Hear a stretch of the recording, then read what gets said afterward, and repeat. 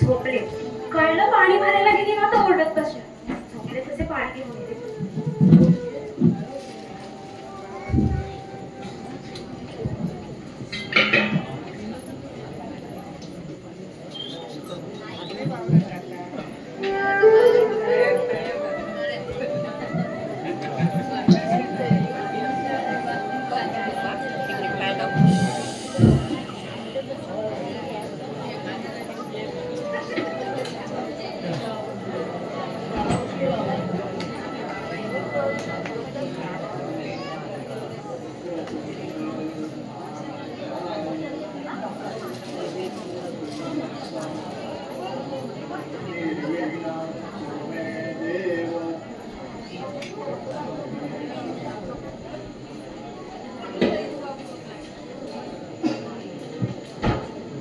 सुरेखा, अरे सुरेखा,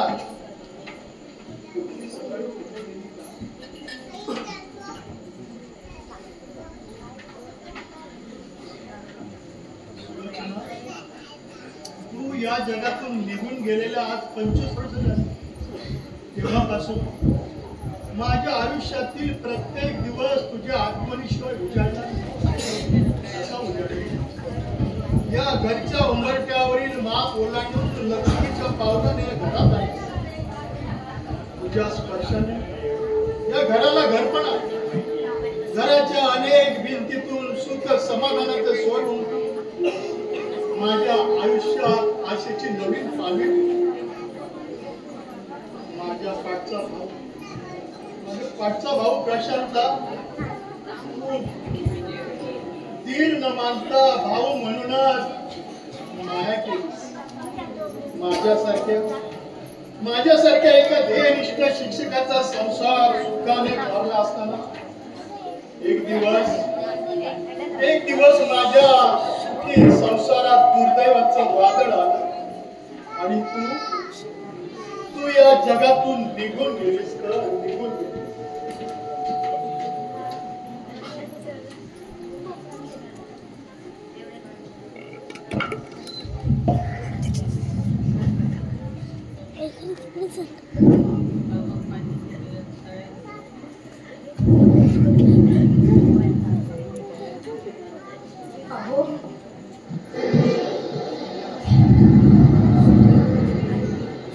अहो, इतक्या वर्षानंतर आमच्या आठवणीने तुमची अश्रू आता हे बघून जग तुम्हाला वेडं ठरवेल.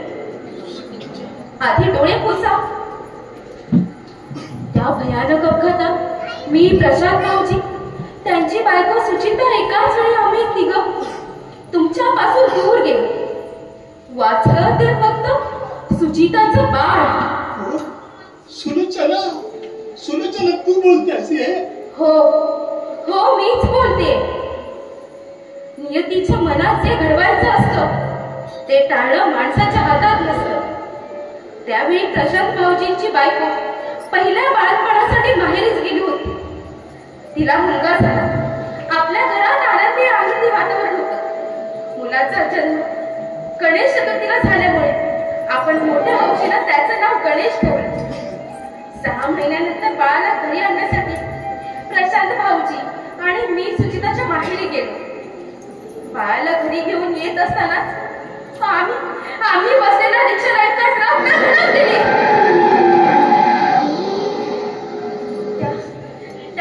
त्या जीवघेण्या अपघातात काळाला आमच्यावर झडप घातली आणि वाचलं ते फक्त 6 महिन्याचं बाळ.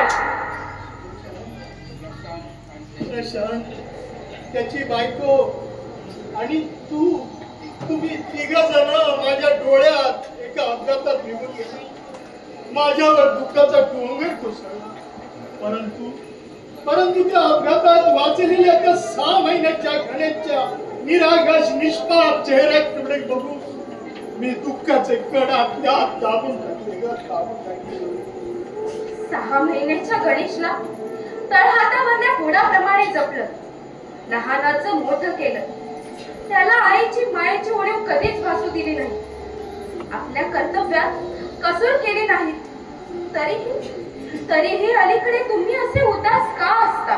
सुलोचना, पोरांच्या सुखासाठी माझ्या परीने जे करायला पाहिजे होतं ते करण्याचा मी प्रयत्न केला ग. परंतु तुझ्या जाण्यानं तुझ्या पाठोपाठ या घरातली लक्ष्मी निघून गेली ग. आणि तेव्हापासून दुर्दैवानं माझा पाठलाग सुरू केला. दुर्दैवाच्या फेऱ्यात अडकलेला मी समोरून येण्याला संकटाला सामोरं जात पोरांच्या आशेवरच अजूनपर्यंत जगलो. दुर्दैवाच्या फेऱ्यात सापडलेलो. दुर्दैवाच्या फेऱ्यातून बाहेर येण्यासाठी जिद्दीनं तडपडलो. अहो, असं निराश होऊ नका तुम्ही. आपल्या या घरात सुख समाधानाची पारवी नव्याने फुटे. हो, कसली सुखाची पारवी? स्वतःच्या आणि भावाच्या पोरात कसलाही फरक न करता त्याला वाढवलं. परंतु आता दोघाही पोरांच्या बेताल विचित्र वागण्याकडे बघितलं की वाटतं परमेश्वराने यापूर्वीच माझे डोळे मिटले असते तर या उतार वयात या मरण यातना मला भोगाव्या लागल्या नसत्या का? मला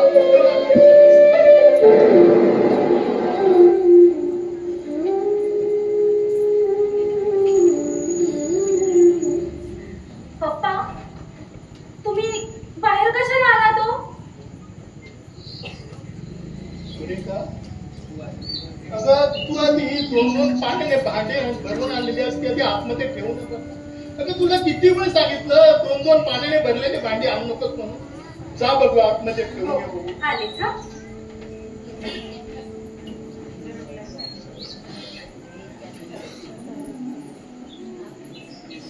एकदा का माझ्या या पोरीचं लग्न जमलं असतं तर माझ्या डोक्यावरचं वजन कमी झालं असतं. काय लिहिलाय तिच्या नशिबात ते परमेश्वरालाच माहिती. पप्पा, तुम्ही आधी आत जाऊन पडा बघू.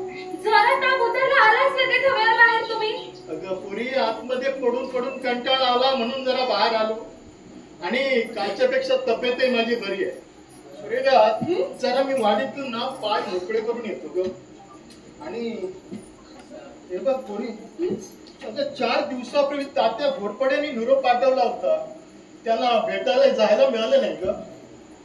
आता अगदी आजच जायला हवं का त्यांना भेटायला? अगं पुरी, अंथरुणावर पडून शेवटच्या घटका मोजीत असलेला माणूस तो. अचानक काही कमी जास्त झालं तर त्याची भेट व्हायची नाही. हा, पण मला भेटल्याशिवाय तो मरणार नाही, कारण माझ्यावर त्याचा पुष्कळ जीव आहे.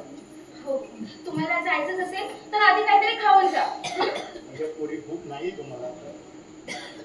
पप्पा, तुम्ही दरवेळी असं का करता? तो आधीच एकतर तुमच्या जीवाला बरं नाहीये आणि असं भूक नाही सांगून अजून त्रास देता. अगं खरंच वासना नाही, अन्नावरची वासनाच नष्ट झाली आहे माझ्या. कधी कधी ना मला तुमचं काहीच कळत नाही. असं मोक्याप्रमाणे वापरत असता, ना कुणाशी बोलत ना कुणाला काय सांगत. काहीच कळत नाहीये पप्पा मला तुमचं वागणं. अगं पोरी, कुणाला काय सांगायचं, काय बोलायचं आणि काय विचारायचं तेच मला कळत नाही. आयुष्यभर शिक्षकी पेशाशी इमान राखून दुर्गुणाच्या वाटेने जाऊ बघणाऱ्या अनेक विद्यार्थ्यांवर सुसंस्कार घडून त्यांना योग्य मार्गावर आणून सोडले. माझ्या हाताखाली शिकलेली मुलं आज मोठ्या हुद्द्यावर पोहोचली, माझ्या यशाची कबुली देतात. आणि जेव्हा माझ्या समोर नतमस्तक होतात तेव्हा माझी मान अभिमानाने दाट होते. परंतु पोटच्या पोरांच्या वागणुकीपायी माझी मलाच लाज वाटू लागते का? मला लाज वाटू लागते. पप्पा, तुम्ही विलासदादा आणि गणेशच्या वागण्याचा पश्चाताप करून घेऊ नका. त्यांचं ते काय वागतात ते त्यांना कळत नाहीये. त्यांना आपण तरी काय करणार?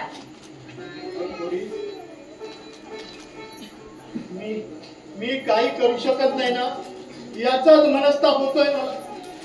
अरे, माझ्या कौटुंबिक जीवनाचं गणित सोडवण्यात मी अपयशी ठरलो. मी अपयशी ठरलो. समाजात आदर्श शिक्षक म्हणून नाव कमावलेल्या या पप्पाजी मास्तरांच्या पोटी जन्माला आलेली ही पोरं माझं नाव लौकिक पायदळी तुडवायला निघाली. दुर्दैवानं माझ्यावर ताप साडलंय ग. दुर्दैवाने.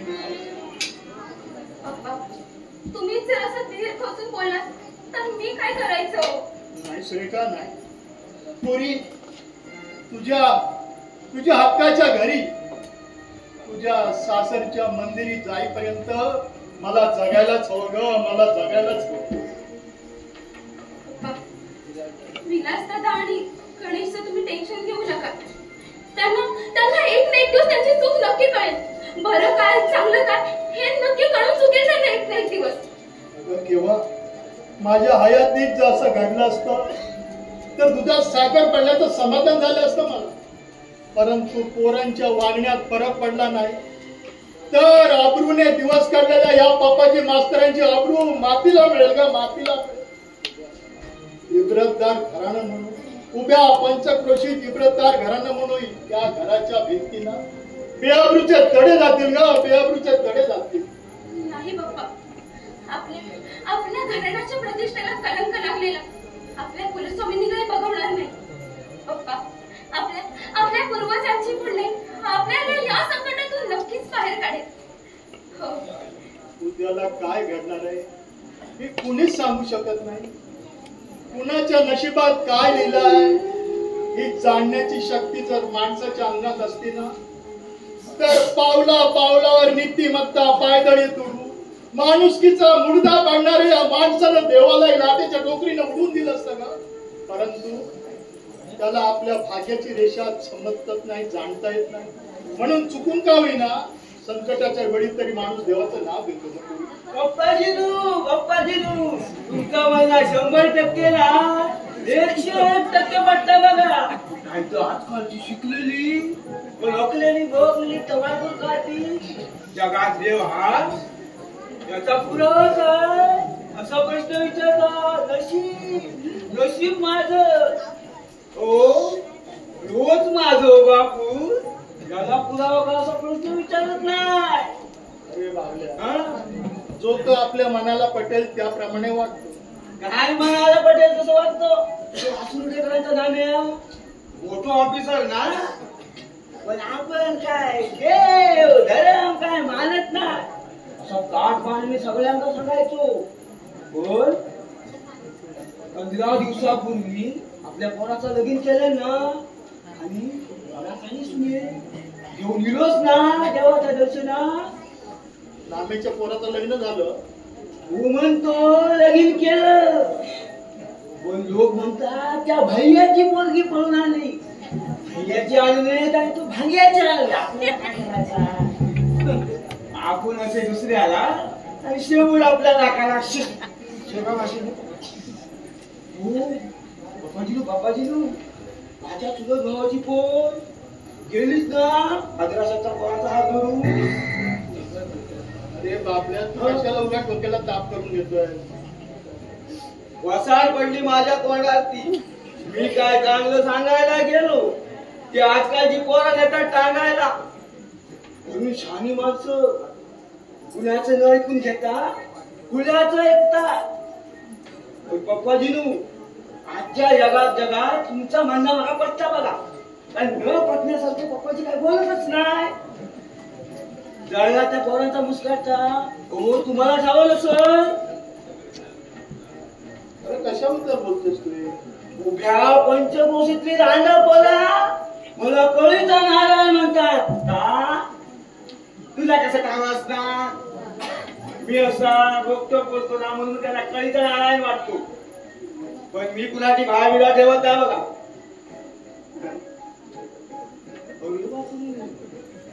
तू काय तू आपला इतका मी बडबडतोय एवढं मोठं कडे बुंदीचं लाडू कोणाला घेतलाय ग? बघतो का? आता तुझ्या पुढे मी काय बोलणार ना?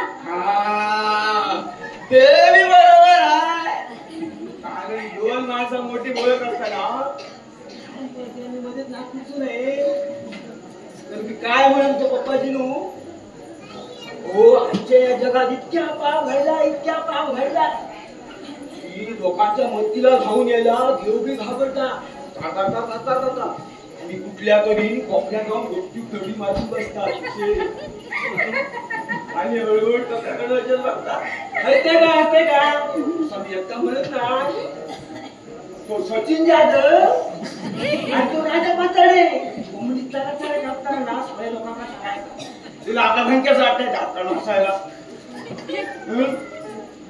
नाही मी आता बिलकुल हसलं नाही. बोल तू.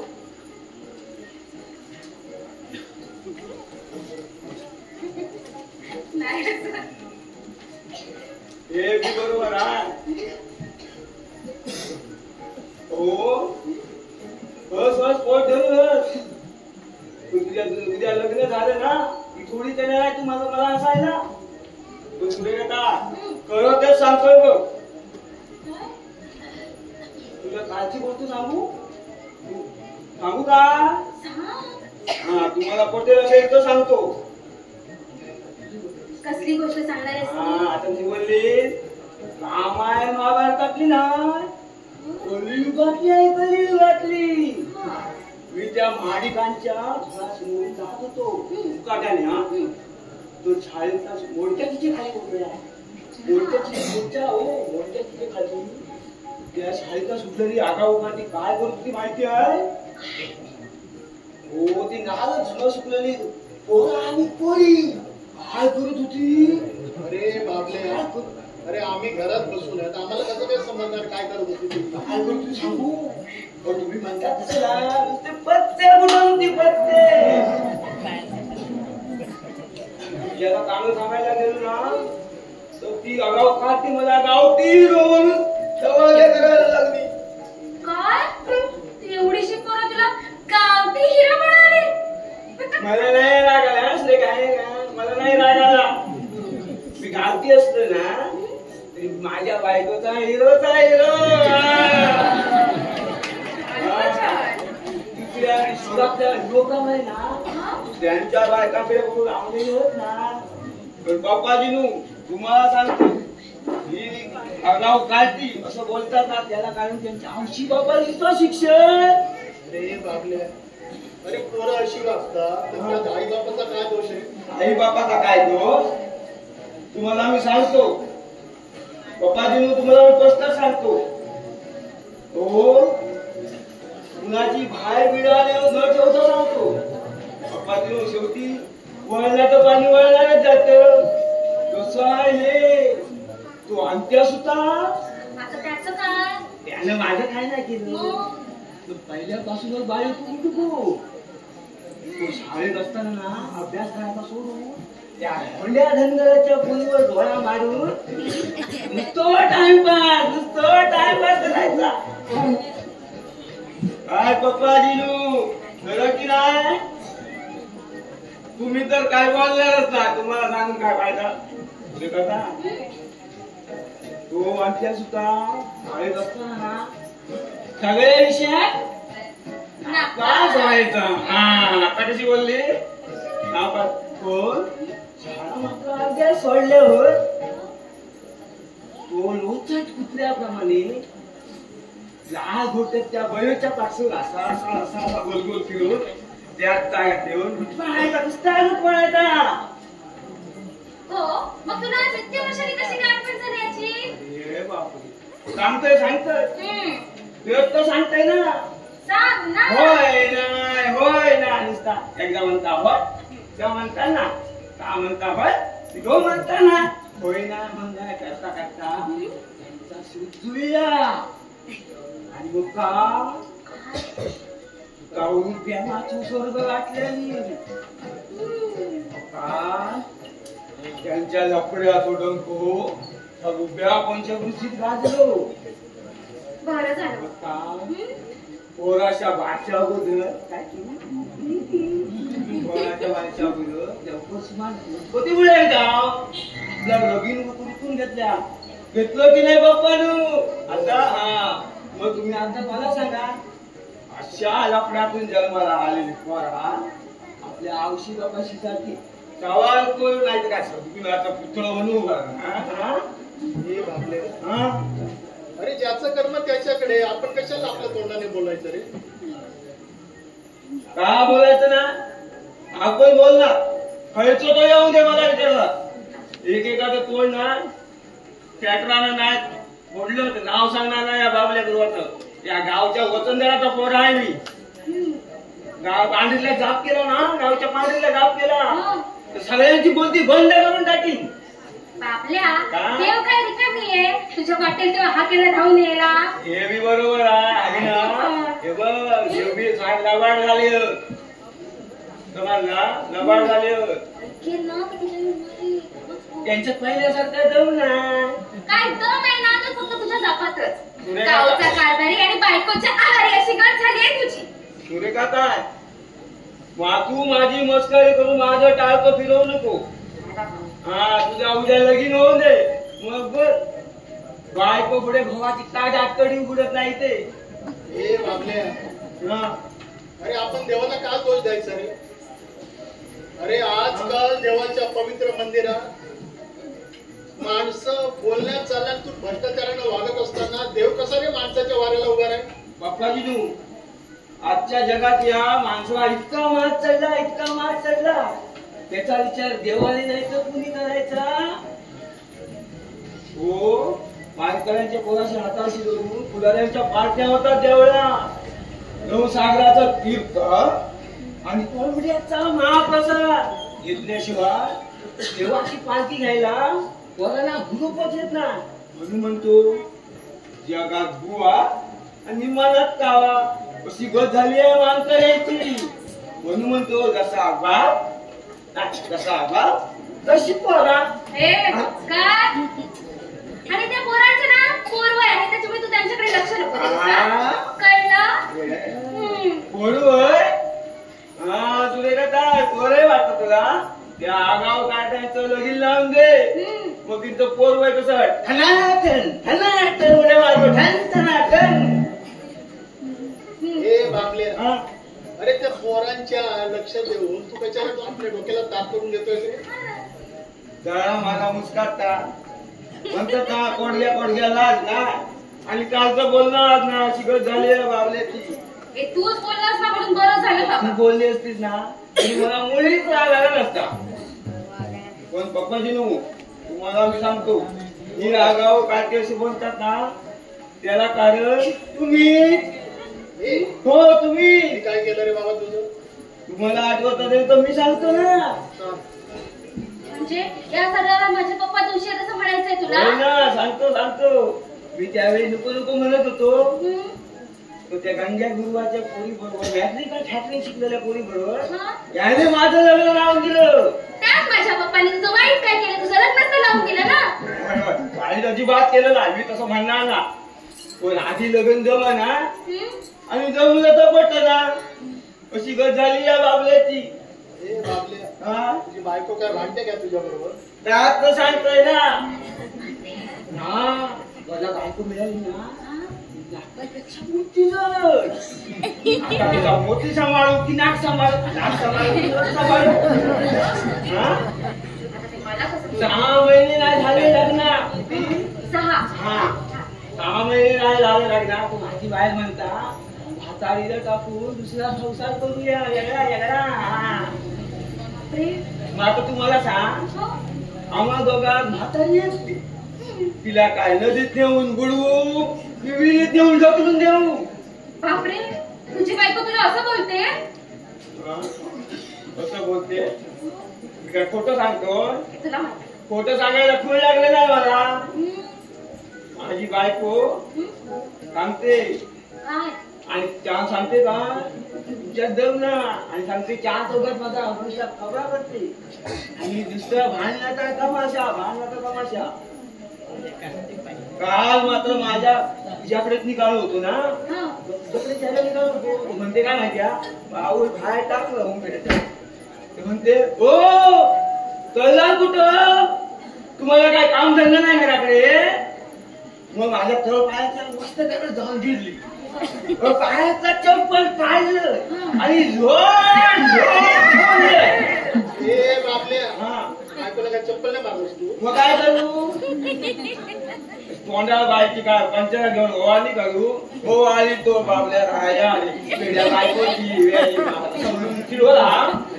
बाप्पा इनू माझ्या बायाचा 250 रुपयाचा चप्पल तुटला. पण त्या बाईचा तोंड काय थांबला. शेवटी मला फसून ती बाया आपल्या आवशी बाबा इकडे निघून गेले. आता कोणा देते की काय कोणाला टाकू? नाही तर सगळा तुला केलेला खर्च तळ्यातल्या पाणी.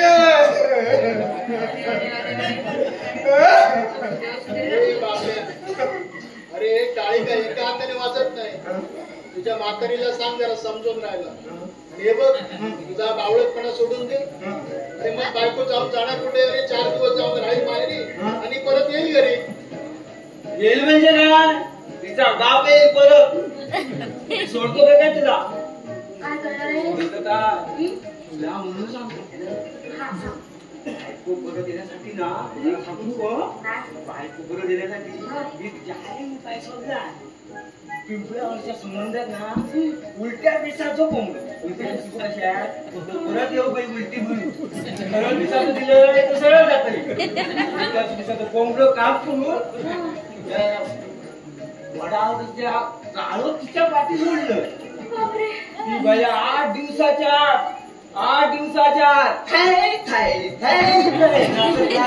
नाव सांगणार नाही आपल्या गुरुवाचं. पण तू हेच सगळं सांगायला इथे आला होतास काय? चहा मारी असं होतं बघा. मी आलो होतो त्या तात्या घरपड्याचा निरोप घेऊन.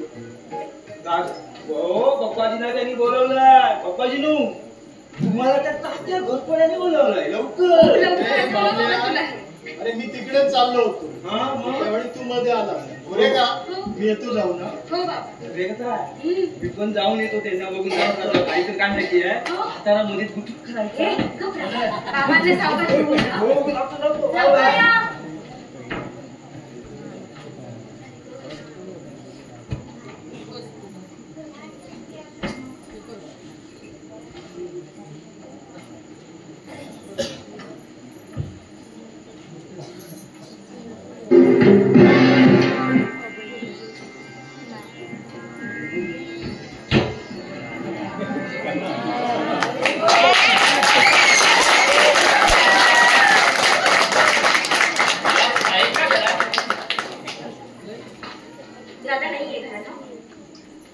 जाताना काही सांगून गेला असेल. अलीकडे त्याला नादान मित्रांची संगत लागल्यापासून घरात काही सांगायच्या आधी जायची त्याला सवय लागली वाईट. तुझ्या बोलण्याचा रोख न करण्या इतकं बावळट नाही हा मित्रा. तुझ्या नाकाने मिरच्या झोंबल्या म्हणजे माझ्या बोलण्याचा रोग कळला असेल ना तुला? सुरेखा, कुठल्या गुरमीत दारी आले पाहुण्याचा तू अपमान करतेस? ज्याच्या त्याच्या लायकीप्रमाणे आम्ही पाहुण्यांचं स्वागत करायची रीत आहे आमच्या घरात. आणि तसंही असल्या पाहुण्यांची ना केटरांना पूजा करायला हवी. आणि हो, हे आमच्या घरात चालत नाही, बाहेर फेकून यायचं. बेताळपणे जीभ चालून या विक्रांतचा अपमान करण्याचं धाडस करताना विसरले. आज या विक्रांतला उभ्या गावात मान प्रतिष्ठा आहे. तळभद्री मास्तराच्या पोटी जन्माला आलेल्या तुझ्यासारख्या पोरीने माझा अपमान करावा हे सहन करणार नाही. इथे अपमान करून घ्यायला मी आमंत्रण घेऊन आले नव्हते की ये बाबा घरात. कळलं ना? हे ना असे बोलचं कुत्र्यासारखे करायला ना बाहेर जातो. सुरेखा, विलासची माझी खास मैत्री आहे म्हणून मी येते तो. याचा अर्थ असा नव्हे की तू माझा अपमान करावास. तुला चांगलीच ओळखून आहे रे मी. हे बोलून गोड गोड बोलणारे शब्द माझ्या भावाला भुलवतोस ना, ते माझ्याकडे नाही चालणार. जरी बाहेरून साधा दिसत असेल ना तरी आतमधून विष आहे ना, हे मला माहितीये. कळलं? कुणाची दिशा नाही माझ्या विरुद्ध वाकड्या शब्द उच्चारण्याची. तसा जर कुणी प्रयत्न केला ना तर एकेकाचा दात कायमचे घशातला या विक्रांत. 15 दिवसापूर्वी हनुमान जयंतीच्या उत्सवाला शेजारच्या गावातल्या बायकांनी तुझ्या गायत फाटक्या चपलांची माळ घालून तुला गावभर फिरवलं होतं. हे जरी तू विसरला असेल ना तरी त्या बायका नाही विसरणार ना, हे लक्षात असू दे. त्या गाऊ बायकांनी आवळ्याचा भोपळा करून माझ्या अंगावर हात टाकण्याचं धाडस केले. आज ना उद्या त्याची किंमत त्यांना मोजावीच लागेल. हो तर ज्याच्या लायकीचा आधीच दिवाळा वाजलाय त्याच्या धमक्यांना कोण घाबरणार आहे रे? माझ्या दादाला दारूचा नाच लावलायस तू आणि आमच्या संसाराचा उद्ध्वस्त केलायस तू. कळलं ना? माझ्यावर खोटे नाट्य आरोप करून माझ्या नावाने दगड पडू नकोस. एका आदर्श शिक्षकाच्या पोटी जन्माला आलेल्या विलासला काही मी शिकवण्याची गरज नाही आणि पप्पाजींप्रमाणे विलास काय बावट नाही. उभ्या आयुष्यात पप्पाजींना दारूचा वास सहन झाला नाही, परंतु त्यांच्या पोटी जन्म घेतलेला विलासचा घास मात्र दारूच्या थेंबाशिवाय घशाखाली जात नाही. आता एकही शब्द न बोलता इथून निघून जाता ना. तुझ्या मुखवट्याकडे बघत बसता इतका मी रिकाम्याकडे नाही. तू फक्त माझा इशारा नीट लक्षात ठेव. संधी मिळाली ना तर फुकट घालवणार नाही. आता विलासला सांगून तुझ्या घमेंडीचा तोरा उतरवतो. तुला इथून निघायचा, जास्त आवाज करून दाखवायचा नाही मला. कळलं? सुरेखा, नीट लक्षात ठेव. विक्रांत म्हणतात मला विक्रांत. विक्रांत नाही आहेस तू. काय तोंडा विषारी नाग आहेस ना. अगदी बरोबर म्हणालीस. या नागाच्या शेपटीवर पाय देऊन त्याच्या मनातील सुडावलेला जागा केल्यास. आता हा नाग तुला दौशल्याशिवाय राहणार नाही. जाय तू इथं म्हणजे माझी ओळख पटली तर तुला? मला गरज नाही कुणाच्या ओळखीची. अरे तुला नसली ना तरी मला आहे ना. सावकाराचा बेटा ना तू. तुझ्या पुस्तीत बोलणं कळतोय मला. एक दिवस त्याचाही जबाब द्यायला विक्रांत. पाजी माणसा, काल संध्याकाळी दारूच्या नशेत कोणाला शिवाय देतो का रे? तू कोण रे मला विचारणारा? हरामखोर. उद्धटपणे बोलशील ना तर जीव उपटून हातात देईन. सरळपणे शर्ट सोड. नाहीतर काय कोंबडी सोड. कुणी कोणाला देतोस? कोंबडीप्रमाणे मान मुरगाटून ठेव. अरे एवढी मोठी सावकाराची अवलाद तुझी, मग त्या दत्तू सुताराच्या म्हातारीची कोंबडी का चोरलीस रे? कोंबड्या चोरून पार्ट्या करतात आणि नाकाचा शेंडा वर करून वावरतात आणि कोणी जाव विचारलं तर त्यांना सुट्टी दमदाटी करतात. अरे जाऊ दे ना. या हलकट नीट माणसाच्या नादी नको लागूस तू. सोड. घरात कुणी नाही. या संधीचा फायदा उठून या सुंदरीच्या नादीला या विक्रांतच्या थोबाडीत मारण्यात पण तुझी हिंमत केली काय? अरे याची परतफेड केल्याशिवाय हा विक्रांत स्वस्त बसणार नाही. आणि नीट लक्षात ठेव, यापुढे कुठल्याही बाबतीत गावात आगाऊपणा केलेला आणि पोरींची मस्करी करताना दिसलास ना तर तुझ्या तांगड्याकडून गळ्यात काय तुझी मुंबईची भाईगिरी इतका कपूर घेणार नाही. सांगून ठेवतोय, भारी पडेल. आता मुकाटपणे जातो की जेवून ठेवून उकड साला. मित्र तरी जाऊ दे ना. तो नीच आहे, त्याला सांगून नाही कळणार. जाऊ दे काय? लोकांच्या पोरीबाईंची मस्करी करायला त्या काय बेवारशी गाई म्हशी वाटल्यात काही यांना ऐकायला. और बाजारात बेवारशी गाई म्हशी प्रमाणे उंडवणाऱ्या गावभावाने ना जर दावं लावण्याचा प्रयत्न केला तर तुझ्या पोटात काय दुखतं? तुला चांगलं औषध दिल्याशिवाय तुझी पोटदुखी थांबायची नाही. अरे मागल्या फुल कुणाला देतो? तुझ्यासारखे 56 बघितले फुल देणारे हलकट लेखाचा.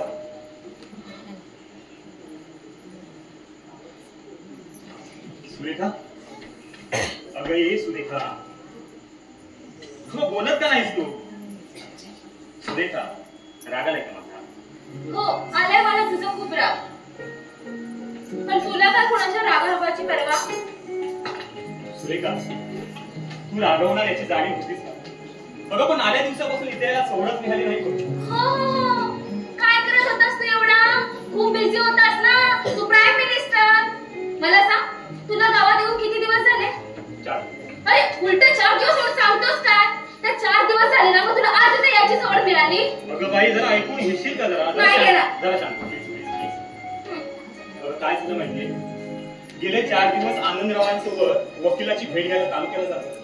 त्यांच्या आणि भुजंगरावांची केस चालू आहे ना कोर्टात. नाही तर तुला भेटायला आल्याशिवाय राहिलो असतो का?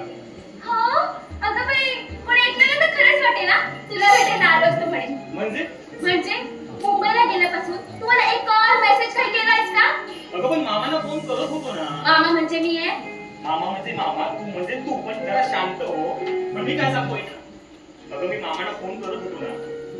पण सुरेखा, खरं सांगू, अगं तुला फोन करून तुझ्याशी बोलावं असं खूप वाटायचं मला. पण त्याच क्षणी माझ्यासमोर एक प्रश्न उभा राहायचा की तू फोन केल्यावर मला विचारणार की नोकरीचं काय झालं. पण त्या प्रश्नाचं उत्तर माझ्याकडे नव्हतं, म्हणून फोन करायचं टाळत होतो. पण सुरेखा, खरं सांगू, अगं माहितीये मला, तू हेच बोलणार आहे. तुला आठवण आली नाही आली, हे करणार ते करणार. हो ना, जाऊ दे. मला माहितीये तुला आठवण आलीस, तू एक कॉल मेसेज नक्की केला असतास. पण तुला बिलकुल आठवण नाही आली आहे. अगं पण सांगतो ते ऐकून तरी घे ना. अगं खरं सांगायचं तुला तर तुला फोन करून ना तुझ्याशी बोलावं असं वाटत होतं ना. पण तुझ्या नोकरीचा काही प्रॉब्लेम झालाय का? हो, अगं मुंबईला नोकरीसाठी गेलो, पण ना त्या ठिकाणी नोकरीचं काही जमलं नाही. जाऊ दे, तू त्याचं टेन्शन नको घेऊस रे. अगं पण ऐक ना. पण ना 1-2 ठिकाणी 4-5 हजाराच्या नोकरीचं बोलवून आलो. पण 4-5 हजारासाठी 8-10 तास राबण्यापेक्षा तेवढे तासाच्या परिश्रमीत राबलो ना तर त्याहीपेक्षा अधिक होईल असा पक्का निर्णय करून आलोय मी गावाला. सुरेखा, अगं मामा घरात नाही येत वाटतं. अरे ती तात्या घोरपडे आहेत ना, ते आजारी आहेत, त्यांनाच बघायला गेले. हो का? हो. मग ठीक आहे, ते लवकर येणार नाही तर मग मी निघतो आता. येतो. हा, बाय. आले जायचं होतं तर इथे आलास तरी कशाला? अरे म्हणजे नातावर नसून राग आहे वाटतं. खूप वेळा बघ. जास्त बोलू नकोस माझ्याशी. अगं पण काही सांगा, लटक्या रागात तुझी चिकनी दिसतेस बघ. हे चिकणी म्हणजे ही कुठली भाषा? अगं शहरातल्या नाक्यावरची. शहरात शिकून आले होता. चिकनी म्हणजे देखणी. हो, मग ते मी आहे. हे पण तू मला असं काही ते मनवायचा प्रयत्न करू नकोस हा. पण सुरेखा, तुला एका गोष्टीचं नवल वाटतं बघ. अगं तू एवढी वयाने वाढलीस पण तुझी लहानपणीची सवय गेली नाही अजून. हे कसली सवय? जरा काय झालं ना ती रुसून कोपऱ्यात बसण्याची. तू थट्टा नको करूस. तुला नाही कळायचं माझ्या मनातलं. तू मुंबईला होतास ना तेव्हा मला तुझी खूप आठवण यायची. पण मी काय करणार, फोन नाही मेसेज नाही, तू कामात बिझी अशी कोण मी करायचीच नाही. पण पप्पा जेव्हा विचारायचे ना मेघनाथने कॉल केलेला का, तेव्हा त्यांना काय सांगू हे मला कळायचंच नाही. मग त्यांना खोटं तरी कसं सांगणार, म्हणून त्यांना हो बोलताना मला खूप वाईट वाटायचं. पण मेघनाथ मला सांग, तुला माझी आठवण यायची का रे? खरंच सांग. आठवण म्हणजे कोणत्या अर्थाने विचारतेस सुरेखा? तुला न घेऊन येते, तू लहान आहे असा. आज ते ना आपलं लहानपणापासून नातं जोडलं रे, ते विसरलास का तू? सुरेखा, नंतर तुझ्यावर दुःख करत बसण्याची वेळ येऊ नये म्हणून स्पष्टच बोलतोय. अगं तुझ्या माझ्या लहानपणी माझी आई तुला सून म्हणून शिकवायची, पण पोरवयातील नाती थोडपणी टिकतातच असं नाही ना. मेघना, काय बोलायचंय तुला? हे बघ सुरेखा, नंतर तुझ्यावर खरोखर सांगतो, मी दुःख करत बसण्याची वेळ येऊन म्हणून वेळी स्पष्ट बोलतोय मी. मेघना, काय बोलायचंय तुला? सुरेखा, नात्याने तू माझ्या मामांची मुलगी असतेस, तरी जगाच्या दृष्टीने एका आदर्श शिक्षकाची मुलगी आहे. मामांच्या घरी श्रीमंती नसली ना तरी मामा आपल्या नावलौकिकाच्या जोरावर एका गर्भ श्रीमंत घराण्याची सोयरी करू शकतात. मेघना, असं नाही आहे. अगं पण मी काय सांगतो, आपली बहीण एका श्रीमंत घराची सून व्हावी असं वाटण्यात तुझ्या भावांना आपलं हे नव्याने जोडलं जाणारं नातं नाही आवडणार. अरे, माझ्या भावांचं मी काय सांगणार? त्यांना स्वतःच्या आयुष्याची पर्वा नाही तर बहिणीच्या भवितव्याचं काय बघणार आहेत ते. पण मी माझ्या पप्पांबद्दल पूर्ण खात्री देऊ शकते. ते माझ्या इच्छेविरुद्ध नाहीच वागणार. ते माझ्या मनाविरुद्ध निर्णय नाही घेणार. तरी तू विचार कर, अगं माझ्यासारख्या कौशल्य माणसाकडून तुला कसलं सुख मिळणार? मेघना, मला तुझ्यासोबत लग्न करून संसार करायचा आहे. मला तुझी श्रीमंती नको. आणि कोणी सांगितलं श्रीमंतीत लग्न होऊन मला सुख समाधान मिळणार आहे म्हणून? माझं तुझ्यासोबत लग्न झालं, माझ्या आवडत्या व्यक्तीसोबत लग्न झालं तर मी सुख समाधानाने राहणार आहे ना. मग मला तुझ्यासोबत लग्न करायची खूप इच्छा आहे. लहानपणापासून मी तुला माझं मानलंय. तुला इच्छा नसेल ना तर तू मला तसं सांगून टाक. असे आडेवेडे पहाडे बनवून नको. नाही, तुला लग्न करायचं सांगून टाक. मी बघेन कसं काय ते. सुरेखा, शांत हो. अगं, एकनिष्ठ प्रेमाची पूजा बांधणाऱ्या तुझ्यासारख्या भाववेड्या मुलीला तू दुसऱ्या मुलीवर लग्न करायला मी वेडा नाही. खरं सांगतोस तू मेघना ते? अजूनही खरं वाटत नाही तुला? वेडी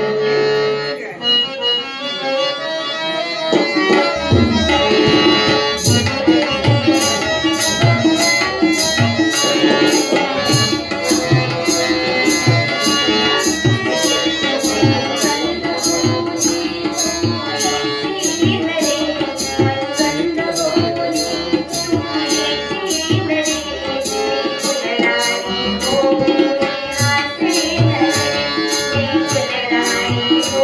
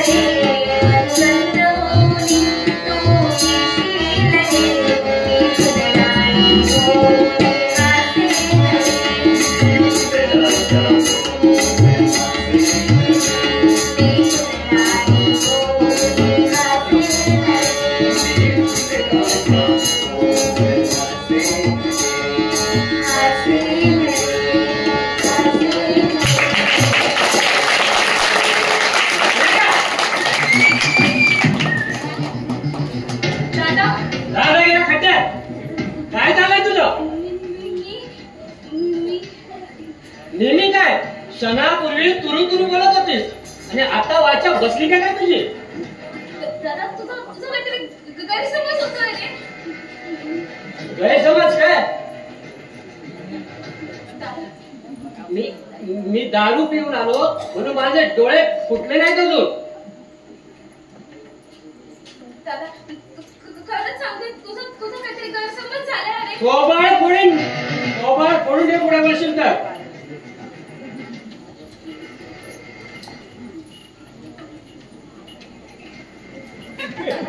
दादा तरी तू कशात काही बोलू नकोस रे.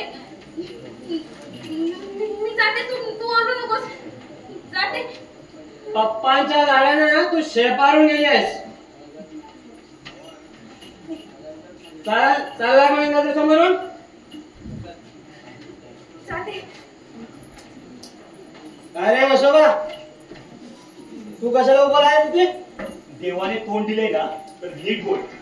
तुला नाही मामांना भेटायला आलो. ए मामाच्या वाचा मला भोट मामा समजून माझ्याशी बोलतोस काय? अरे निमित्त मामाच्या पोरीला भेटायचं ना. मामाचा निमित्त आणि डोळा मात्र कोणाचा? डोळा मात्र मामाच्या पोरीवर. हे बघ काय सांगतो ते ना नीट ऐक.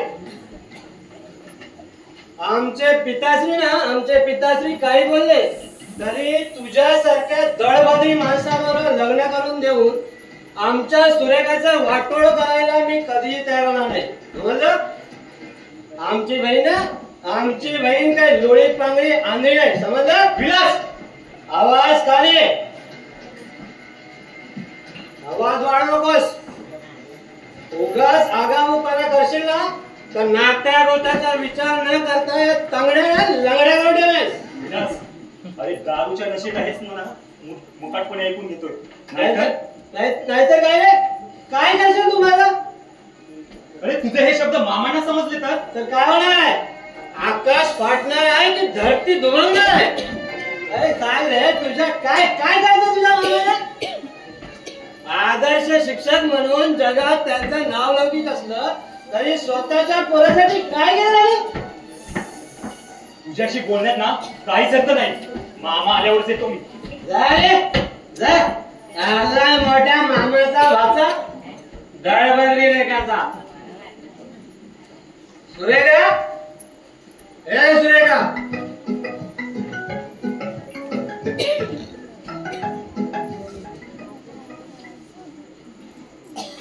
हॅलो कोण? विक्रांत? नाही अगदी सुखरूप पोचलो मी. I am okay. ठेवा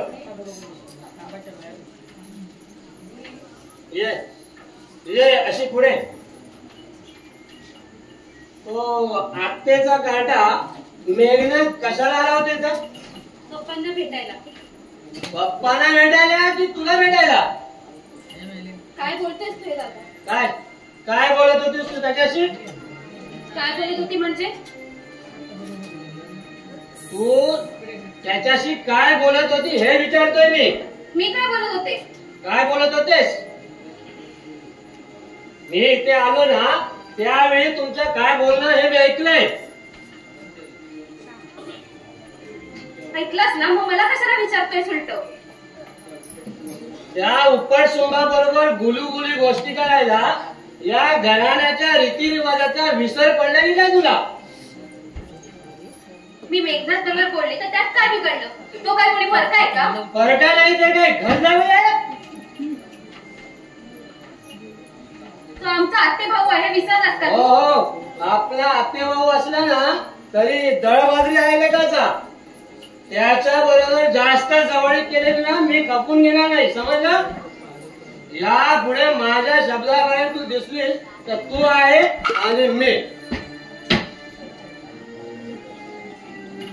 चालेल कुठे थांब तिथंच. घरी आलेल्या माणसाचा अपमान करून त्याला शहाणपणा शिकवायचं धाडस करायला तुला कोण गुरु भेटला? कोण गुरु भेटला तुला? मी कोणाचा अपमान केलाय? विक्रांत झाला होता नाही तर? त्या विक्रांत नादान माणसाचं मी आरतीने काय औक्षण करू? हे बघ चोप आहेस. विक्रांत या जगाबरोबर कसाही वागत असलो ना तरी माझा जवळचा मित्र आहे तो. हो, त्याला कुणी काही बोललं ना मला सहन होणार नाही.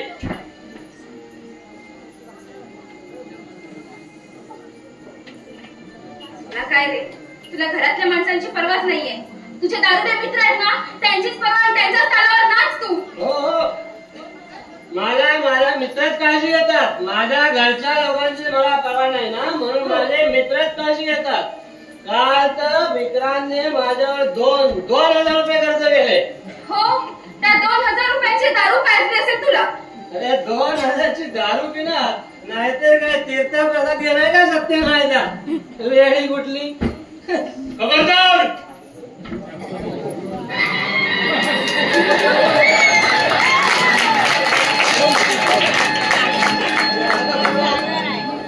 खबरदार जर टाच मारणी चाल पुढे चिंदड्या पुढे काही नाही एवढ्या. समस्त प्रजाजन मी तुमचा राजा आहे, राजा. स्वतःला राजा समजून गावभर फिरतोय. आगोश 4 तिडकीची चाकरी करणारा माणसा या विक्रमपूरच्या चक्रवर्तीची डवाळकी करतोय तू. मला वेडा समजतोस की काय? वेळा नाही का काय? वेळ झाला समजू राणा. बाळासाहेब, आपल्या राज्यातील कायद्याची सुव्यवस्था दिवाळामध्ये दिसतंय. म्हणून तर या दीड जमीच्या शिपुड्याला आमचा अपमान करण्याचं धाडस केलंय. इसका नतीजा ठीक नाही होगा. बाळासाहेब, या न भरल्या दरबारात लहान तोंडी मोठा घास घेऊ. या न भरल्या दरबारात या युवराजांचा अपमान करण्याचे चार्टर हत्तीच्या पायाखाली देण्याचा वटहुकूम काढा. नाहीतर त्याची जीभ पापून कुत्र्याच्या तोंडी द्या. वासू, अरे तुला म्हणतच ना, तू बाहेर कशाला फिरतोय? खबरदार असं काही बोलाल तर. नाही, कोण म्हणता आम्हाला ठीक नाही. आमची तब्येत एकदम धडधकड आहे, धडधकड.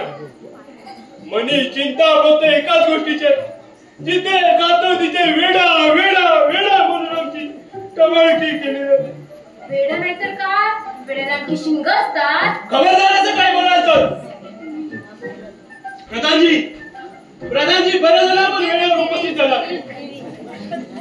असे वेड्यासारखे बघतो आमच्या दोघांकडे घ्याही सर्वात आणि आम्हाला वेडा म्हणणाऱ्या राजकारणी उडवा मार. महाराज रागाला आवर गेला. या राजकारणाच्या आतून काही अगडीत घडलं असेल तर त्याबद्दल मी क्षमा मागतो आपली. अरे तुम्ही काय वडापावसाठी भुकेल्या तुमच्या राजकीय पक्षाचे कार्यकर्त्या? चुका करायच्या नेत्यांनी आणि क्षमा मागायची कार्यकर्त्यांनी हे आम्ही सहन करणार नाही. मग महाराज, मी आपली क्षमा मागू का? नका असं बोलून या विक्रमपूरच्या चक्रम राजाला लाजून. खरं तर आमचं चुकलं. खरं तर आपले पाय धुवून तेव्हा फिरतो म्हणून आपल्या चरणावर मस्तक ठेवून आपला आशीर्वाद घ्यावा एवढीच आमची लायकी असताना या दीड जबडीच्या कवडी किमतीच्या युवराजांचे पाय धरण्यात तुम्ही उत्सुक होता. हे आमच्या मनाला पडत नाही. आम्हाला क्षमा करा बासाहेब, क्षमा करा. आमच्या काळजाला खरं पडतं. आता तुम्ही असं करा महाराज. कसं करू? तुम्ही वसूल करून आणलेल्या खंडणीच्या नोटा मोजत नसू का हातभट्टीवाल्याचे हप्ते गोळा करायला जाऊ? वासू आता सांगायचंय ना, तू ना त्याला घरी सोडून ये, काहीतरी कारण काढाली. याची अशी अवस्था झाल्यापासून त्याच्या घरचे त्याच्या मरणाचीच वाट बघतायत रे. वासूची परवा त्याच्या घरच्या माणसांना आहे कुठे? प्रधानजी, खाल्ल्या अन्नाची आणि प्याल्या विष्णूची बेईमानी करून आमच्यावर विश्वास करण्याचं कारस्थान करता तुम्ही. पण लक्षात ठेवा, हा विक्रमपूरचा चक्रम राजा बेसावत नाही. एकेकाच्या नरडीचा गवत घेऊन रस्ता पिळली. वाशा, अरे काय चालवलंस हे तू? सर्वात पहिली वाशा वाशा वाशा. अरे या विक्रमपूरच्या चक्रम राजाला नावाने हात मारताना तुमची जीभ कशी झाडून पडत नाही? कालपर्यंत दुसऱ्याच्या घराईशाहीवर टीका करून आम्ही लोकांची हृदय जिंकली, परंतु आज आमचीच घराणीशाही टिकवणार आमच्या हट्टाबाई, आमच्या सेनापतीने बंदबिजिरी करून आमचं नाक कापलं. तेव्हापासून या नकट्या नाकाने नामुष्कीचं जीवन जगण्याची पाळी आली आमची. म्हणून काय या राज्यातील पुत्रमंत्र्यांनी आमची थट्टा करावी? अरे विक्रमपूरच्या चक्रम राजा, अरे काय तुझी दुर्दशा काय? एकाएकी या खेळाला बायकांसारखं रडायला काय झालं कोण जाणे? हा रडायला आला कसा? असा तरी भटकत आला असेल. सांगते का, तू सोडून ये, त्याला काहीतरी कारण करू. ही आयडिया वगैरे आठवते तर बघ. कसा जाणार तू?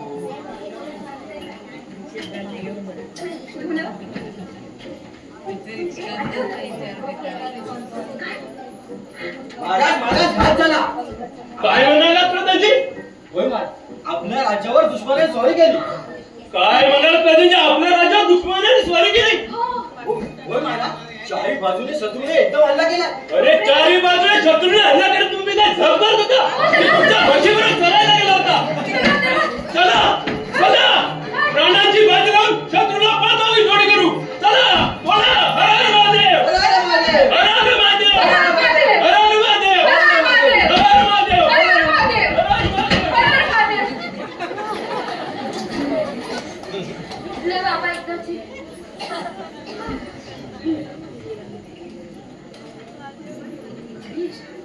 नशीब.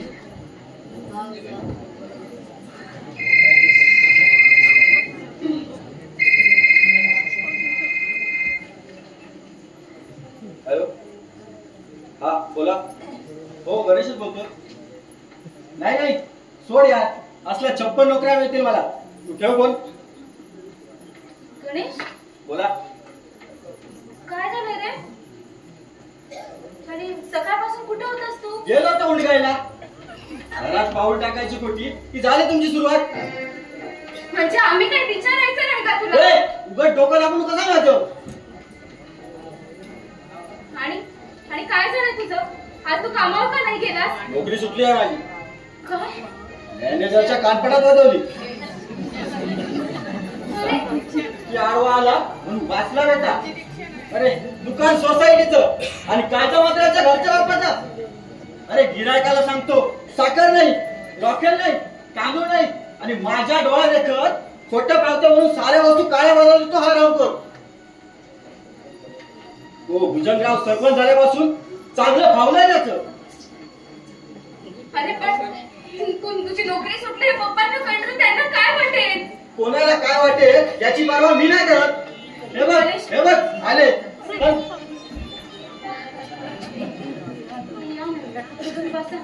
तुम्हाला सांगितलेलं ना असं जाऊ नका, थकायला होणार म्हणून.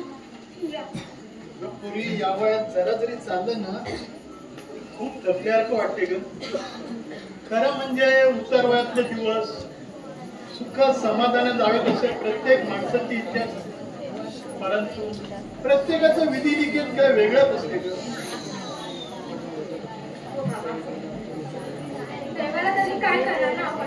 आता आपणच बघा, इतकं सगळं तुम्ही कष्ट करत असेल, आजन्म दारिद्र्यातच जावं अशी देवाची इच्छा दिसते.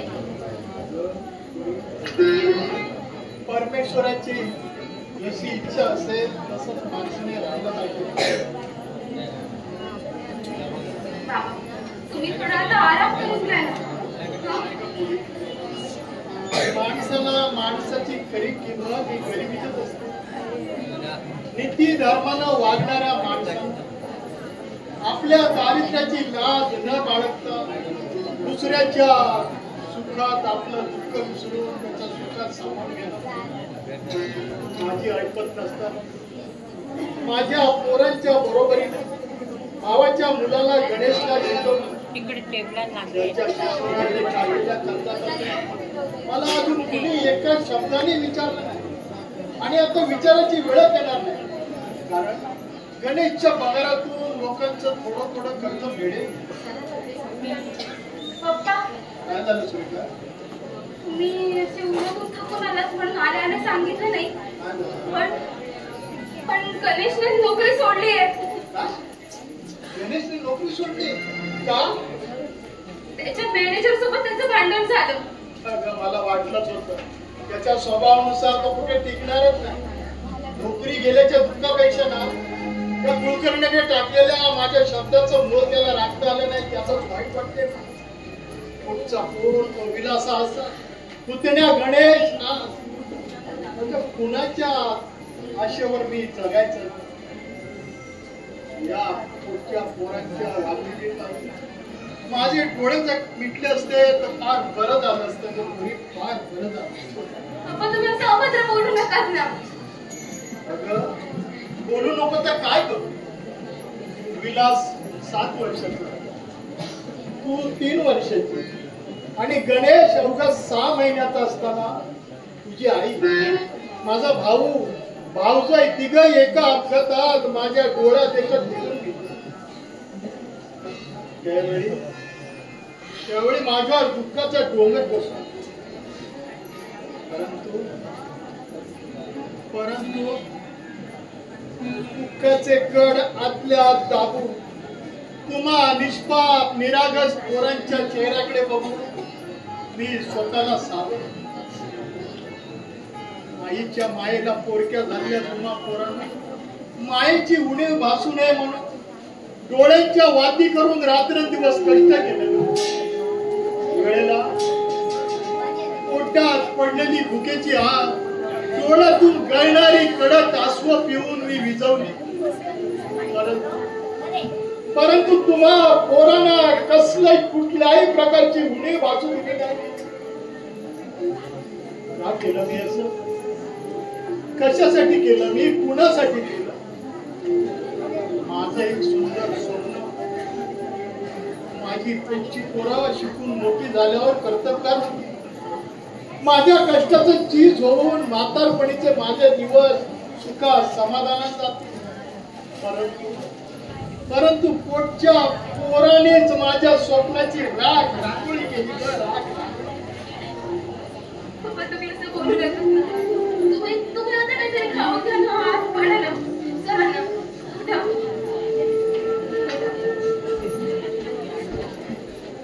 गणेश, कुठं चाललास तू? गणाजी गुरुवाकडे जातोय. कशाला? हातभट्टीचा धंदा करतो ना तो. आम्हाला ठेवतो का विचारतो. गणेश, अरे तुला असंच वागायचं आहे का पुढे? या प्रश्नाचं अनेक वेळा उत्तर दिलंय मी तुम्हाला. अरे गणेश, कुणासमोर काय बोलते कळतंय तुला? ऐकायला तुम्हा दोघांशिवाय कुठे आहेच कर. अरे एवढी चांगली सोसायटीची नोकरी सोडून त्या दारूपट्टीवरच्या पैशाचा काय बिघडलं त्यात? आजच्या जगात अशाच कमाईला मान कधीच नाही. मला अशा पैशांची गरज नाही. तुम्हाला नसली तरी मला आहे ना. अरे पावला पावला नीतिमत्ता पाय तुडून माणुसकीचा मुर्दा बांधणारा या जगात कोणाचं काय होत नाही. आयुष्यभर फक्त तुम्ही पाप पुण्याची कुंडली मांडून बसलात म्हणून दायला तुम्हाला चिकटून बसलाय. याच दारीवर सुरू लावण्यासाठी सरळ मार्गाने नाही जमलं तर कुठल्या मार्गाने पैसा कमवणार आहे मी. अनुभवाचे चटके बसल्यावर माणसाला विहारी सांगता सुटायला हवं. ते तुम्हाला कधी सुटणार नाही. ते तू आता मला शिकवणार आहे? या विलासाला तसं बोलण्याची पाळी आली आहे. या जगात किंमत आहे ते फक्त पैशाला, माणसाला नव्हे. पैशाच्या जोरावर सगळ्या बापांवर बांधून घालून जगात तलाक पाण्याने मिळवते त्या माणसाला. गणेश, अरे नीतिमत्ताने 4 पैसे जरी कमवले तरी लाख मोलाचं समाधान होतं. त्या लाखाचं समाधान कोणाच्या पोटाची आवीच नाही आहे. त्यासाठी हो फक्त पैसा आणि पैसा. गणेश गणेश माझं ऐकू तरी. गणेश माझ्या भावाची तुझ्या जन्मदात्याच्या पाठीमागे अरे भावाचा मुलगा म्हणून कसलाही फरक न करता आज कसली दुर्बुद्धी आठवते रे तुला. रडा रडा आता त्या गण्याच्या नावानं. आजवर त्या पुतण्याचे झाड करून झाडावून ठेवलं त्याला. आता शहाणपणा करून तुमचं आणि तुमच्या घराण्याचं नाव वाढवतो तुमच्या पुतण्या. आता हे काय बोलतोय सरे तू. तू चुप आहेस. मी काय बोलतोय हे चांगलंच कळतं यांना, पण बोलणार नाही ते. अरे, का बोलणार नाही. तुमच्यापेक्षा गणेश लहान होता त्यावेळेला अजूनही लहानच आहे तो. डोक्यावर घेऊन नाचवा त्याला. माझ्या सुखाच्या प्रत्येक वेळाला 7 जन्माच्या वैरासाठी मागलात तुम्ही. कोणी मी हा तुम्हीच. दादा असं बोलू नकोस रे. वाटेल ते बघायला मी वेडा झाला नाही अजून. मी दारू का पितो याचा विचार कधी केला तुम्ही. नाही करणार. माझ्या संसाराची होळी करून माझ्या आयुष्याची पूर्णपणे वाट लावला तुम्ही. तुमचा प्रत्येक शब्द माझ्या आयुष्यात शाप ठरला माझ्यासाठी आणि माझ्या सुखाचं विष झाले विष. असे अभद्र बोलू नकोस रे. अभद्र बोलू नकोस. मला पूर्ण आठवतंय एका लग्न समारंभात गीताची आणि माझी ओळख झाली. काही दिवसात आम्ही एक दुसऱ्याच्या प्रेमात पडलो आणि एकमेकांवर विश्वास ठेवून लग्न करायचा निर्णय घेतला. तुम्ही विरोध केला त्याला. हो खरंय. मी तुमच्या लग्नाला विरोध केला. अरे पण का कशासाठी. अरे व्यसनाच्या आहारी गेलेल्या तुझ्यासारख्या मूर्खाला शहाणपणा सुचव. मला त्या पोरीच्या आयुष्याची वाट लावायची इच्छा नव्हती. शेवटी तुमच्या इच्छेप्रमाणे झाला ना. माझा संसार म्हणून मला अर्ध्या वाटेवर सोडून गीता या जगातून निघून गेले. अरे अर्थाचा अनर्थ करू. कुठल्या जन्माचा वैरी म्हणू. कठोर शब्दाचे घाव घालून या जन्मदात्या बापाचं तुमच्या विरोधाला न मानता मी गीताची रजिस्टर पद्धतीने लग्न केलं आणि घरी आलो त्यावेळी. हो त्यावेळी मी बोललो ते ज्या जिद्दीनं तू लग्न केलंस त्या जिद्दीनं या घराबाहेर संसार टाक. परंतु तो राग माझा क्षणापुरता होता रे. तू मात्र अर्थाचा अनर्थ करू. बस. स्वतःचे गुन्हे लपवण्यासाठी माझ्या डोळ्यात धूळ पेटण्याचा प्रयत्न करू नका तुम्ही. असणार नाही मी. दादा अरे असं नको रे बोलूस. तू चुप आहेस. माझं सुख आहे ना. माझं सुख तुलाही बघते. तुम्ही दोन्ही ना सहमत. नाही रे दादा. माझं सुख तुम्हाला बघत नाहीये. माझ्या सुखाच्या प्रत्येक वेळी मला त्रास दिला तुम्ही. माझ्या सुखी संसाराच्या वेळेला गीताने जो पदर पसरला त्यात गाजऱ्याचा बेड टाकला तुम्ही. अमृताचे गोड घ्यायला निघालेला आमच्या ताटात गरळ उरला तुम्ही. गरळ. त्यावेळी माझ्या काळजाला झालेली जखम ना मी कधीच विसरणार नाही. कधीच विसरणार नाही. विलास दुर्दैव. पोटच्या पोराने जन्मदात्या बापाला असा गुन्हेगार ठरवल्या. या थकलेल्या हाडाने आता कुणाच्या आठवण जागावं. स्वतःच्या पोरानेच या पप्पाजी मास्तरला गुन्हेगार ठरवल्या. मला जगणं कठीण होतं. या पप्पाजी मास्तरला कुणीतरी विष आणून द्या रे. तुम्ही असं बोलू नका तो. तुम्ही थोडा वेळ आता आराम करा ना. या विलासराचं वागणं खूप आता कठोर झालंय. त्याचं कायच इतकं कठोर झालंय ना, आपण त्याच्या पुढे डोकं आपटलं ना तरी त्याला पाजर नाही सुटणार. तुम्ही आराम करून घ्या. तुम्ही त्याचं टेन्शन नको घेऊ. तुम्ही काहीतरी खाऊ घ्या, मी काहीतरी खायला आणते. हा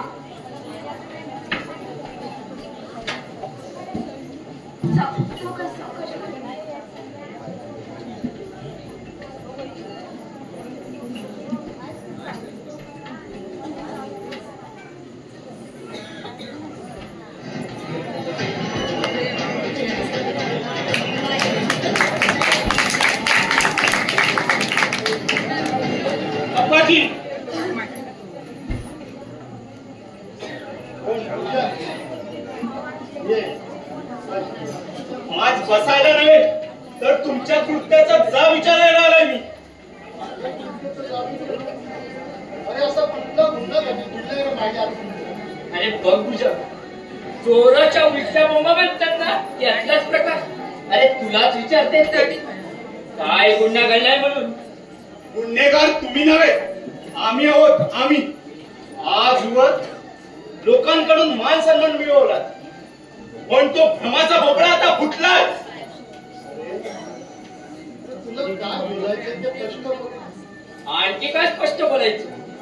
आमच्या विरुद्ध गावात खोट्या नाट्या अफवा पसरून आमची निंदा नाळत करण्याचा विडा उचललाय तुम्ही. म्हणे रेशनिंगच्या दुकानात मी काळा बाजार करतो, ग्रामपंचायत कारभारात खोटी बिलं बनवून गावच्या विकासाची अफरातफर करतो. कोण म्हणाल?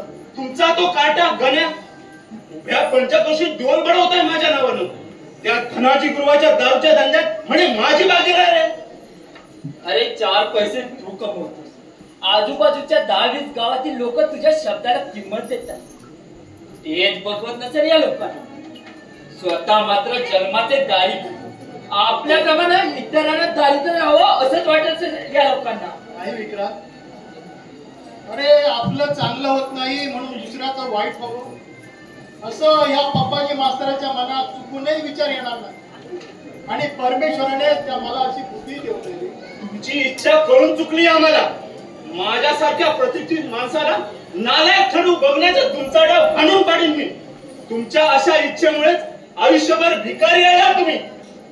हो, अरे पैसा आहे सर्वस्व मानणाऱ्या माणसाच्या नजरेत मी भिकारीच आहे रे. आता आणखीनच भिकारी यावं लागणार आहे. आणि त्या परमेश्वराची तशी इच्छा असेल तर त्याला मी तरी माणूस काय करणार रे. इच्छा परमेश्वराची नाही, या भुजंगराव पाटलाची आहे. माझ्या माणसाच्या थोबाडीत मारून तुमच्या त्या कार्ट्यानं गण्यानं मला आजमावण्याचं धाडस केलंय. माझ्या मनात सूड संतापाची ठिणगी पिटली. आता ठिणगीनं जाऊन टाकणारी तुमची प्रतिष्ठा, तुमचा नाव लौकिक. पप्पाजी, विलासच्या बायकोच्या आजारपणात तुम्ही पतवेळतून कर्ज काढलं होतं. ते वेळेवर न भरू शकल्यामुळे माझ्या बाबांनी तुमच्या चांगुलपणावर विश्वास ठेवून त्या कर्जाची एक रकमी त्या कर्जाची परतफेड करून तुमची अब्रू वाचवली. हो, तुझ्या बाबांचे फार उपकार आहेत माझ्या. तुमचा तो पुतण्या त्या उपकाराची परतफेड अपकाराने करतोय. नशीब तुम्हाला तरी आठवण आहे त्याची. अरे आठवण नसायला कसा काय वाढदिवसाला. अरे आजकाल माणसाची नियत कधी फिरेल आहे सांगता येत नाही. परतफेड कधी करताय त्या रकमेची? अरे भुजंग, अरे एवढे दिवस थांबला, आता अजून थोडे दिवस थांबला. यापुढे एकही दिवस थांबणार नाही. म्हणे थोडे दिवस थांब. कशाला? तुमच्या मनाची वाढ बघायला. हो, म्हणजे यांच्या बरोबर पैशाने मुठ पाहिजे यायला मोकळी. यापुढे माझ्या पायावर डोकं आपटून जीव दिला तरी कर्जाच्या बाबतीत तुमची दयामाया येणार नाही मला. बरोबर आहे ना? अरे उभ्या आयुष्यात लांडी लगाडी करून गोरगरिबांच्या माना मुरगडणारे राक्षसरूपी गाव गुंड तुम्हाला कसली येणार आहे कोणाची दयामाया? मामा, काय झालं?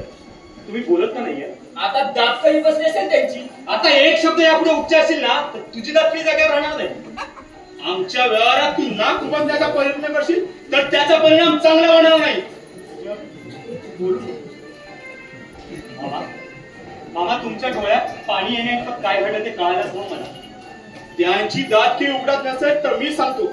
विलासच्या बायकोच्या आजारपणात पप्पाजींनी माझ्या बाबांकडून घेतलेली रक्कम यावेळी परत हवी मला. किती दिवसाच्या मुक्ती? आता मुदत कसली? इतके दिवस थांबलो तीच मेहरबानी समजा.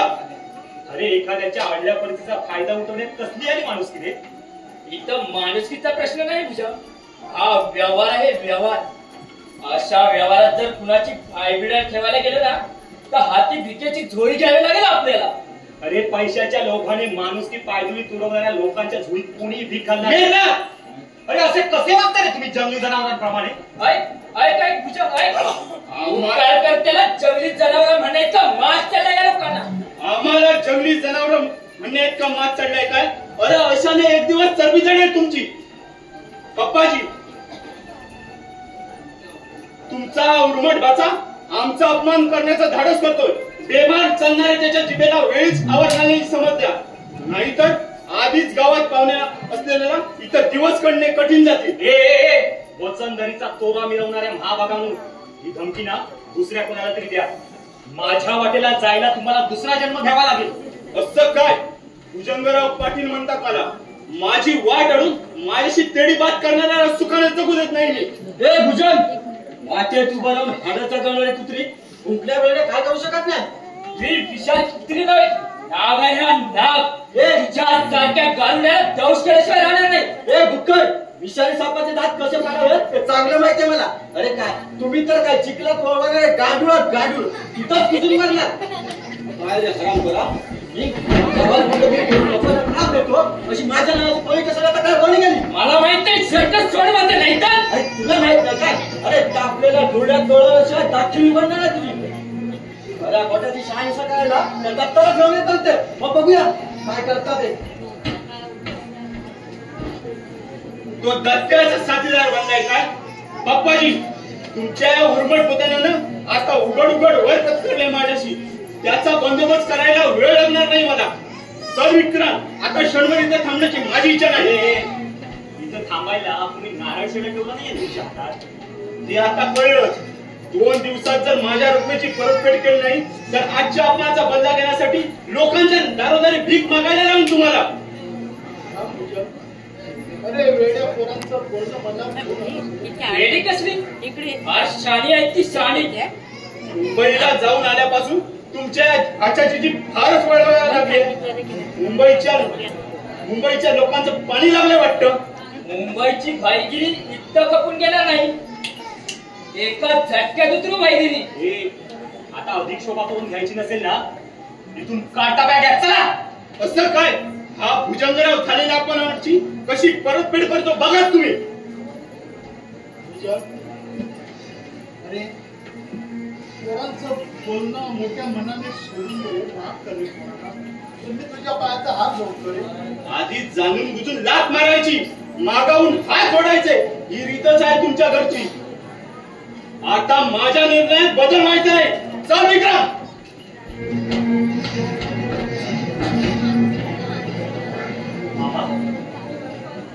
मामा तुम्ही त्या नालायक कोंकणासोबत हात जोडले. माझी वेळच कशी आहे. अरे एक वेळ एकनाथ मार्गाने गाडवासमोर हात जोडले, मी माणसासमोर हात जोडले. काय मामा तू त्यांना बोलायला नको तसं. नाही ते काय करतायत ते बघायचंच आहे. मी आहे ना तुमच्या पाठीशी. तू असणारच रे, तू असणारच. सुरेखाकडे पापी नजरेने बघणारा कावळा. हे विलास, अरे दारूच्या नशेमध्ये कशाला पोहोचायचं तुम्ही? हे बघा दारूच्या 2 बाटल्या पिऊन ना शुद्धीत आहे मी. झालं ना त्या धनाजी गुरुवाला माल आलाय पैशाचा. झालेला रोज पैसे देऊन सुद्धा ना पाण्यासारखी पुचपुची जावली. अरे असा राग आला मग जाऊ झाल्याचे भट्टेच उजळून टाकले आणि त्या मण्याच्या बार मध्ये जाऊन ना देशी मारले. देशी तू चोप आहेस. आमच्या घरगुती गोष्टी तू ना करतो नका समजलं. नाही तर ही तुझ्या नाकावरची बोलती आहे ना ही कोणता पण मोडून टाकेल. पप्पाजी पप्पाजी पप्पाजी काय रे गुरुवारचा पोरा असा गावाला तरी काय बोलतो. तुमच्याकडे धावत पळत रत्नाकडे जात होता तो पाड्या नदी लाला दोन बाजू करते धावत तो लाला निघाल्याचा शिंगे मारली कदाच मोठ्या माणसाच्या कदाच स्वतः सुखाने लग्नात नाही आणि आता पोरं नाही सुखी लागून जगायला येत नाही. विलास मामा बाबल्या आपण चला गणेशला बघायला जाऊ. जाऊया.